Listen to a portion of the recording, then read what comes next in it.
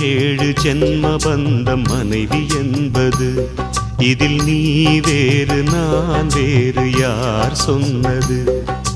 கல்யாணமே ஒரு தெய்வீகமே, சம்சாரமே அதன் சந்தோஷமே, ஒரு வான் நிலவும் பிரிந்து வாழுமா?